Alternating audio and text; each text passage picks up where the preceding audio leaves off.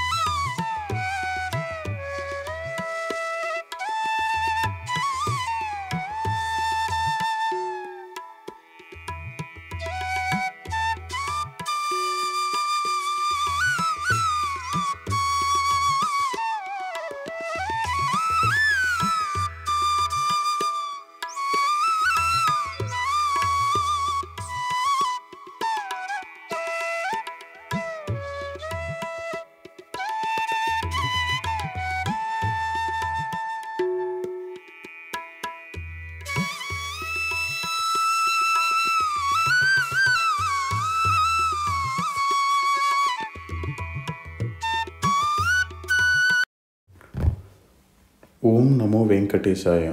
ఓం నమో నారాయణాయ. ప్రపంచంలోనే అత్యధిక ఆదాయం వచ్చే హిందూ దేవాలయంగా ఆంధ్రప్రదేశ్లోని శ్రీ తిరుమల తిరుపతి దేవస్థానానికి ఒక ప్రత్యేక గుర్తింపు ఉన్నది. కలియుగ ప్రత్యక్ష దైవం శ్రీ వెంకటేశ్వర స్వామి కొలువై ఉన్న ఈ తిరుమల క్షేత్రానికి దేశ విదేశాల నుంచి నిత్యం వేలాది మంది భక్తులు వస్తూ ఉంటారు. తిరుమల శ్రీ వెంకటేశ్వర స్వామి వారి ఆస్తుల విలువ ఈనాటికి సుమారు 3 లక్షల కోట్లు. స్థల పురాణం ప్రకారం శ్రీనివాసుడు పద్మావతితో వివాహానికి సకల దేవతలకి కొండపై విడిది సత్కారాల ఖర్చులకై కుబేరుడి నుంచి 1,14,00,000 బంగారు నాణాలు అప్పు చేశాడట. ఆ ధనంతో దేవశిల్పి విశ్వకర్మను శేషాద్రి కొండలపై స్వర్గాన్ని సృష్టించమని కోరాడట. కుబేరునికి ఆ అప్పు తన భక్తులు సమర్పించే వాటితో చెల్లిస్తానని చెప్పాడట. 14వ శతాబ్దంలో సంకీర్తనాచార్యులు శ్రీ తాళ్లపాక అన్నమాచార్యులు నిగమాంత వర్ణిత అంటూ అనేక సంకీర్తనలతో కోనేటి రాయుడికి అక్షర నీరాజనం అందించి పద కవితా పితామహుడయ్యారు. తిరుమల కొండ సప్తగిరి పర్వత శ్రేణిలో ఉంది. ఈ కొండ సముద్ర మట్టానికి 853 మీటర్ల ఎత్తులో ఉన్నది. ఈ 7 శిఖరాలు ఆదిశేషుని 7 తలలుగా కనిపిస్తాయి. అందుకే దీనిని శేషాచలం అని కూడా పిలుస్తారు. 7 శిఖరాలను శేషాద్రి, నీలాద్రి, గరుడాద్రి, అంజనాద్రి, వృషభాద్రి, నారాయణాద్రి, వెంకటాద్రి అని పిలుస్తారు. తిరుమల అనే పదం తమిళ మూలం తిరు అనే పదం నుంచి వచ్చినది. తిరు అంటే పవిత్రమైనది. సంస్కృత శబ్దం శ్రీకి ఇది సమానం అని చెప్పుకోవచ్చు. మరియు మలయ అంటే పర్వతం లేదా కొండ అని అర్థం. తిరుమల అంటే పవిత్రమైన కొండ అని అర్థం.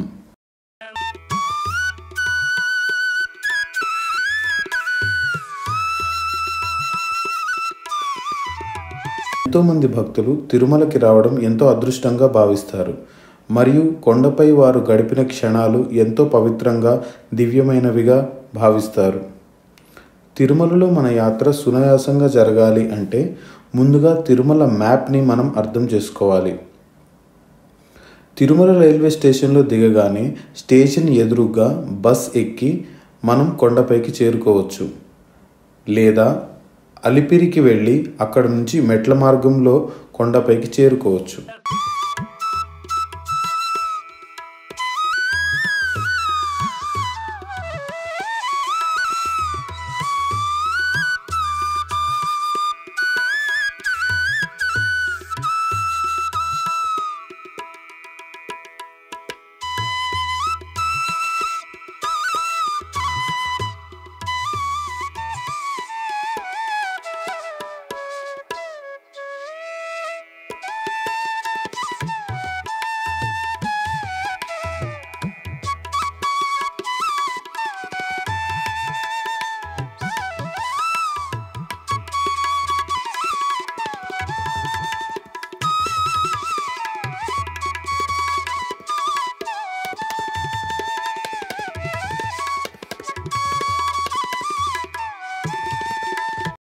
కొండపైన ప్రధానంగా 2 బస్టాండ్స్ ఉన్నాయి.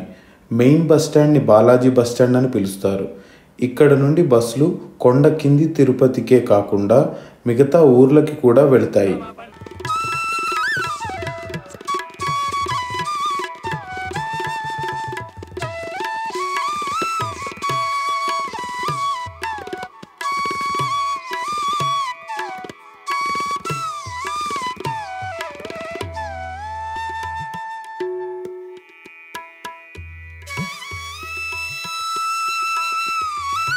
మొదటి బస్టాండ్ అయిన బాలాజీ బస్టాండ్లో దిగగానే దానికి దగ్గరలోనే సిఆర్ఓ ఆఫీస్ ఉంటుంది.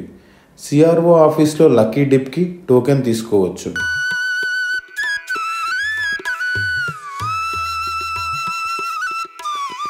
సిఆర్ఓ ఆఫీస్ అంటే సెంట్రల్ రిజర్వేషన్ ఆఫీస్. అందులోనే ఏఆర్పి కౌంటర్ కూడా ఉంటుంది.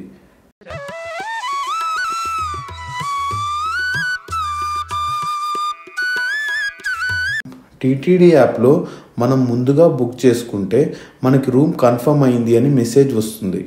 ఆ మెసేజ్ ఏఆర్పి కౌంటర్లో చూపించి మనకి ఎలొకేట్ అయిన రూమ్ వివరాలు తెలుసుకోవచ్చు. ఒకసారి రూమ్ వివరాలు మెసేజ్ మనకి వచ్చాక మనం ఆ గెస్ట్ హౌస్ ఎంత దూరంలో ఉంది అని తెలుసుకొని నడిచి కానీ లేదా జీప్లో కానీ వెళ్ళవచ్చు.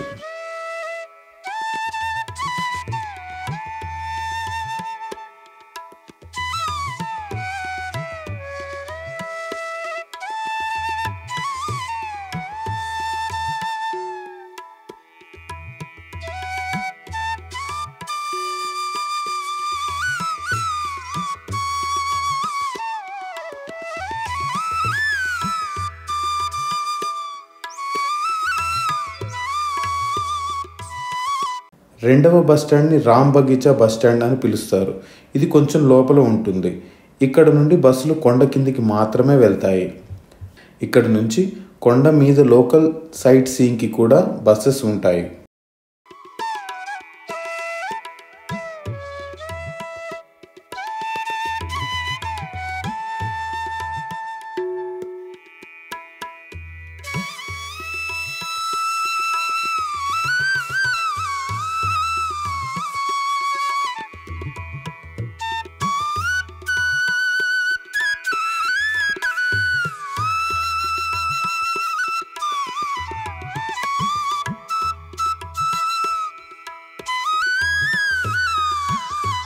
తిరుమలలో ఫ్రీ లగేజ్ కౌంటర్ ఫెసిలిటీ ఉంది. కొండపై పార్కింగ్ ప్లేసెస్లో పార్కింగ్ ఫ్రీ.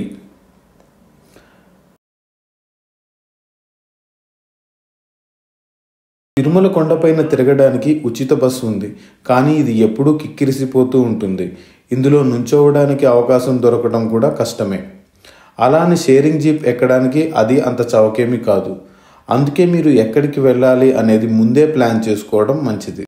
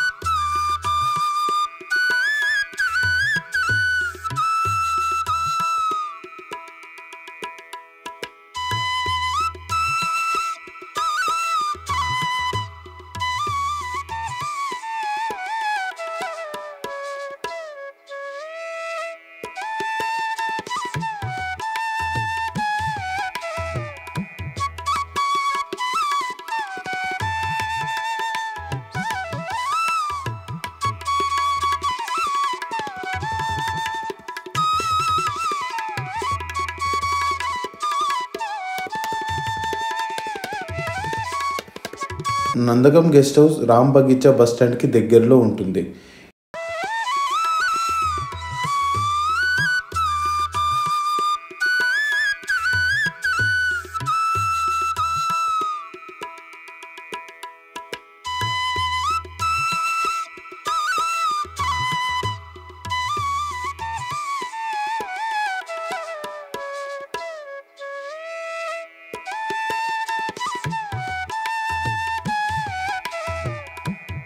నందకంలో లిఫ్ట్ సదుపాయం కూడా ఉంది.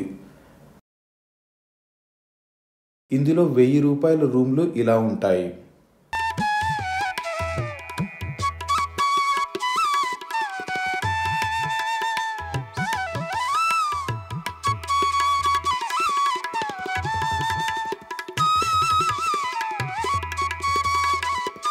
ఇదే నందకం గెస్ట్ హౌస్ సెల్లార్లోనే మినీ కళ్యాణ కట్ట కూడా ఉంది. ఇక్కడ స్వామివారికి తలనీలాలు సమర్పించుకోవచ్చు.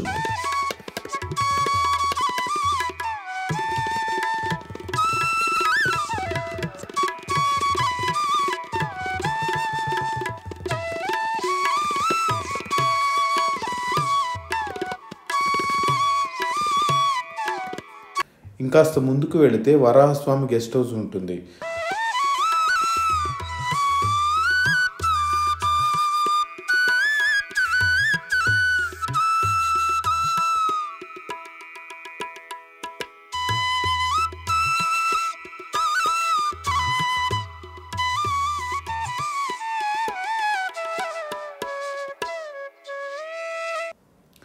ఈ గెస్ట్ హౌస్లో లిఫ్ట్ సదుపాయం ఉండటంతో పెద్దవారికి కూడా సౌకర్యంగా ఉంటుంది. వరాహస్వామి గెస్ట్ హౌస్లో 100 రూపాయల రూమ్లు ఇలా ఉంటాయి.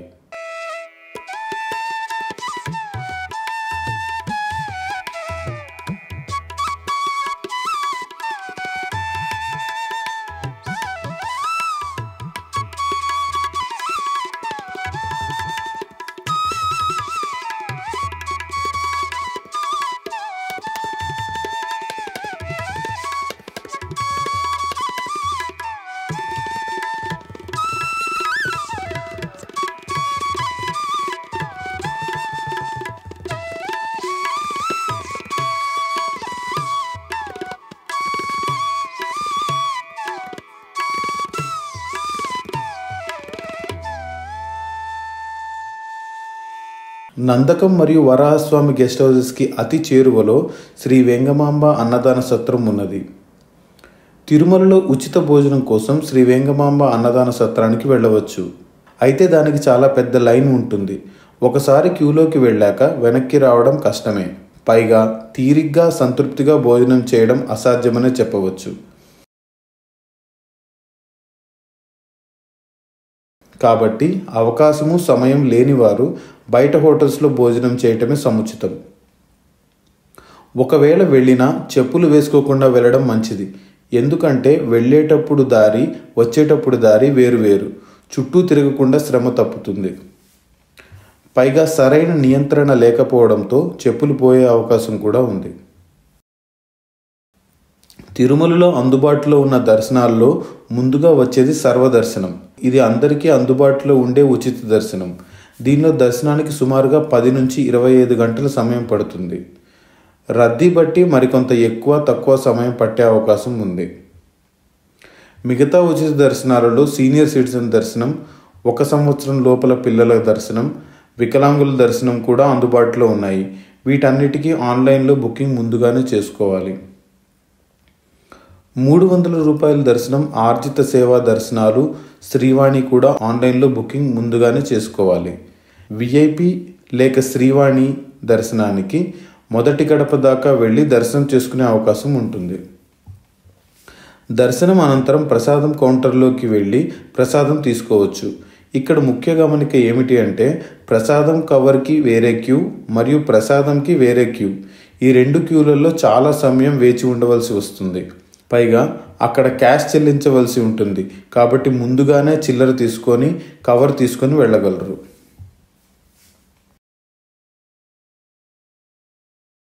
తిరుమల కలియుగ వైకుంఠం. కలియుగంలో దర్శన ప్రార్థనార్చనలతో భక్తులను తరింపచేయడానికి సాక్షాత్తు శ్రీ మహావిష్ణువే శ్రీ వెంకటేశ్వరుడుగా తిరుమల కొండలలోని ఆనంద నిలయంలో అవతరించాడు.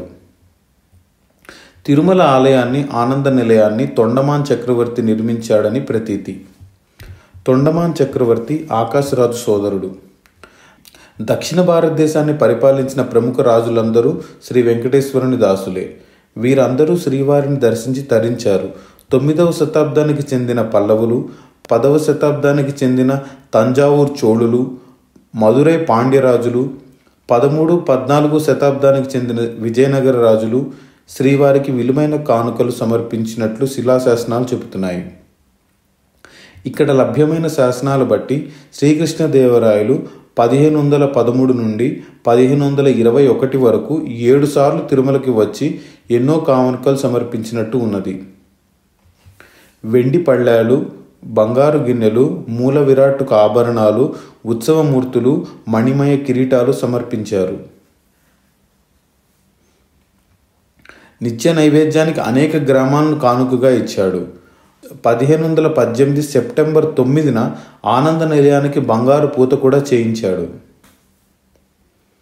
విజయనగర సామ్రాజ్య పతనానంతరం ఆలయం మహమ్మదీయులు, ఆ తర్వాత British east India company వశమైనది.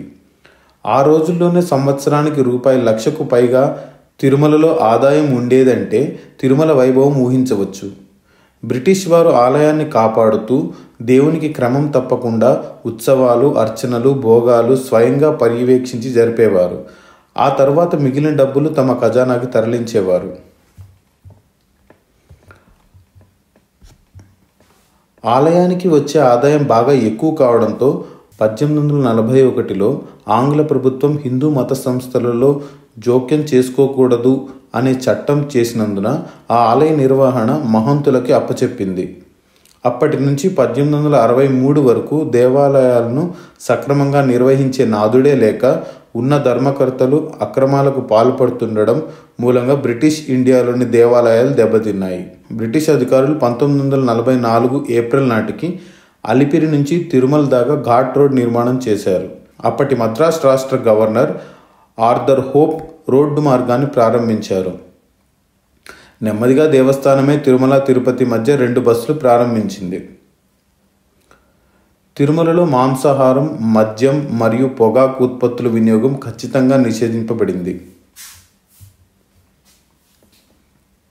Tirumala Adivaraha క్షేత్రం అంటే ముందుగా వరాహస్వామి భూదేవితో ఇక్కడ వెలిశారు. భవిష్యోత్తర పురాణం ప్రకారం స్వామివారు వరాహస్వామిని కొండపై ఉండడానికి కొంత చోటు ఇవ్వమని అనగా వరాహస్వామి దానికి మూల్యం చెల్లించమని అడుగుతారు. దానికి బదులుగా శ్రీనివాసుడు ప్రజలందరూ ముందుగా నిన్ను పూజిస్తారు, ఆ తర్వాతే నా దగ్గరికి వస్తారు అని వివరించగా అతని మధురమైన మాటలతో ప్రసన్నుడైన వరాహస్వామి తన స్థావరం నుండి 100 చదరపు అడుగుల స్థలాన్ని బహుమతిగా ఇచ్చారు. బ్రహ్మపురాణం ప్రకారం చతుర్ముఖ బ్రహ్మ ఈ పవిత్ర జలం వరాహతీర్థంగా ప్రసిద్ధి చెందుతుందని, ప్రజలు వరాహతీర్థంలో స్నానం చేసి శుద్ధి కాకుండా వరాహస్వామి వారిని పూజించకూడదు అని, ముందుగా శ్రీ వరాహస్వామిని పూజించకుండా శ్రీ శ్రీనివాసుని పూజించకూడదు అని, అలాంటి పూజల వల్ల శ్రీనివాసుడు తృప్తి చెందడు అని వివరించారు. పురాణాల్లోని ఈ వృత్తాంతాన్ని దృష్టిలో ఉంచుకొని శ్రీ రామానుజుల వారు శ్రీ వెంకటేశ్వరునికి పూజ ముందు ప్రతిరోజు వరాహస్వామికి పూజ చేయాలని నిర్ణయించారు.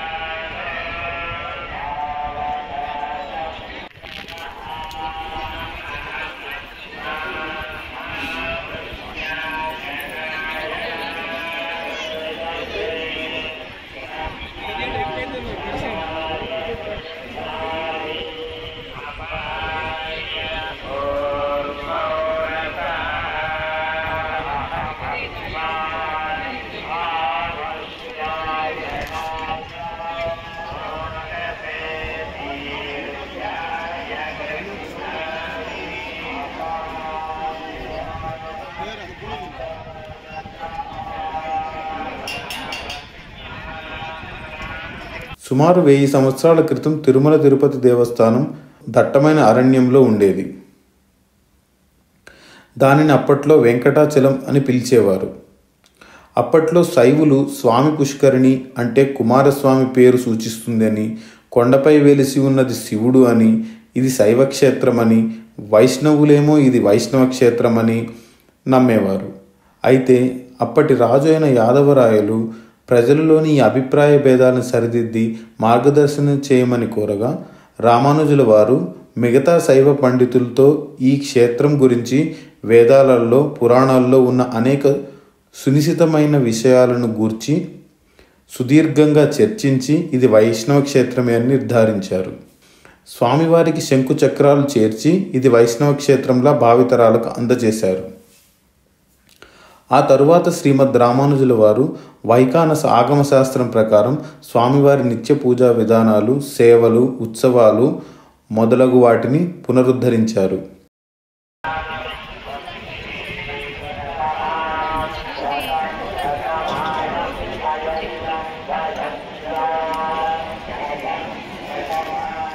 ఆలయ ప్రధాన ద్వారాన్ని మహాద్వారం అని అంటారు మరియు దీన్ని పడికావళి, సింహద్వారం అని కూడా పిలుస్తారు.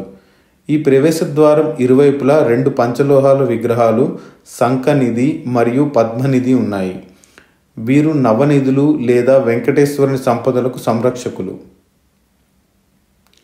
వెండి వాకిలి ఆలయానికి 2వ ద్వారం. ఈ ప్రవేశ ద్వారం యొక్క తలుపులు వెండి పూతతో పూయబడి ఉంటాయి, అందుకే ఈ పేరు వచ్చింది. 12వ 13వ శతాబ్దాల్లో 7 కలశములతో 3 అంతస్తుల ఈ గోపురం నిర్మించబడింది.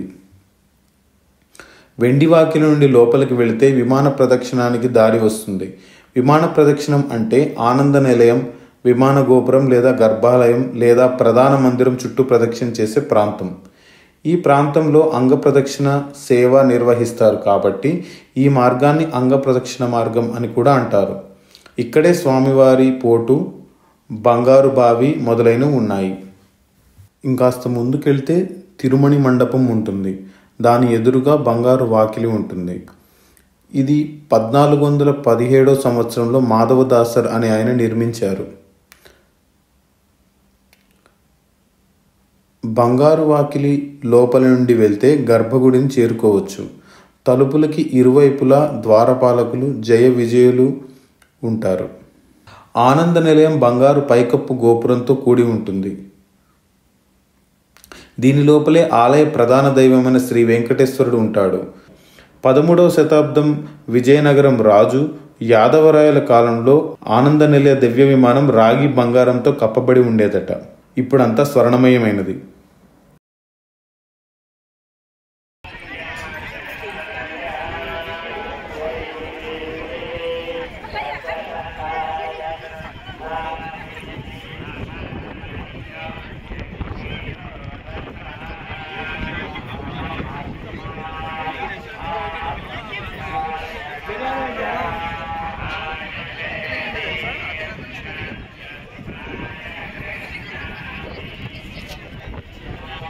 స్వామి పుష్కరిణి ప్రధాన ఆలయానికి ఉత్తరం వైపున ఉంటుంది.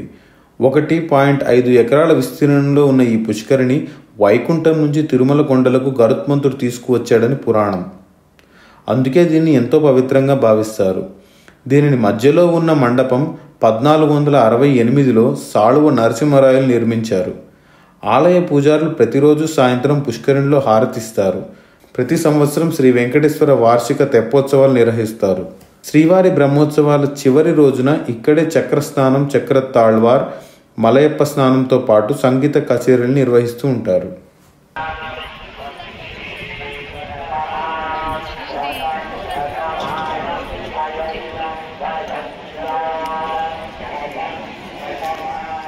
సరిగ్గా బంగారంతో పూతపూయబడిన ఈ ఆనంద నిలయం దివ్య విమానం కిందనే మూల విరాట్ విగ్రహం ఉన్నది. మూల విరాట్ని సరిగ్గా గనక మనం పరిశీలిస్తే పెద్ద పచ్చ పొదిగి ఉన్న ఒక బంగారు కిరీటాన్ని ధరించి ఉంటారు. కొన్ని ప్రత్యేక సందర్భాల్లో వజ్రాల కిరీటాన్ని కూడా అలంకరిస్తారు. తన నుదిటిపై తిలకం ఉంటుంది. చెవులు బంగారు మకర కుండలాలతో అలంకరింపబడి ఉంటాయి. కుడి చేతిలో సుదర్శన చక్రము, ఎడమ చేతిలో శంకు ఉంటాయి. స్వామివారు బంగారు తీగతో చేయబడిన పసుపు రంగు పీతాంబరం మరియు బంగారు గంటలతో బంగారు వడ్డాణం, నాగాభరణం ధరించి ఉంటారు. ఎడమ భుజం నుండి అడ్డంగా యజ్ఞోపవీతం ఉంటుంది. కుడి ఛాతీపై లక్ష్మీదేవిని మరియు ఎడమ ఛాతీపై పద్మావతి దేవిని కలిగి ఉంటారు. పాదాలు బంగారు కడియాలతో అలంకరింపబడి ఉంటాయి. తిరుమలలో వెంకటేశ్వరుని వివిధ విగ్రహాలు ఉన్నాయి. వీటిని కౌటుక బేరం లేక భోగ శ్రీనివాసుడని, స్నాపన బేరం లేక ఉగ్ర శ్రీనివాసుడని, మలయప్ప స్వామి లేక ఉత్సవ బేరమని, బలిబేరము లేక కొలువు శ్రీనివాసుడని అంటారు. అయితే ప్రధాన విగ్రహాన్ని మూల విరాట్టుని మూల బేరం అని లేక ధ్రువ బేరం అని పిలుస్తారు. బేరం అంటే దేవత మరియు ధ్రువ అంటే స్థిరమైనది అని. శ్రీ వెంకటేశ్వరుని మూల విరాట్టు కాలివేళ్ల నుండి కిరీటం పై భాగం దాకా దాదాపు 8 అడుగులు ఎత్తు ఉంటుంది. ఈ మహామహిమాన్వితమైన ఈ మూల విరాట్టు స్వయంభూగా వెలిసింది. ఏ మానవుడు దీనిని ప్రతిష్ఠించలేదని, ఈ ఆలయానికి ప్రధాన శక్తి ఈ మూల విరాట్టు నుండే దశ దిశలా వ్యాప్తిస్తోందని విశ్వాసం.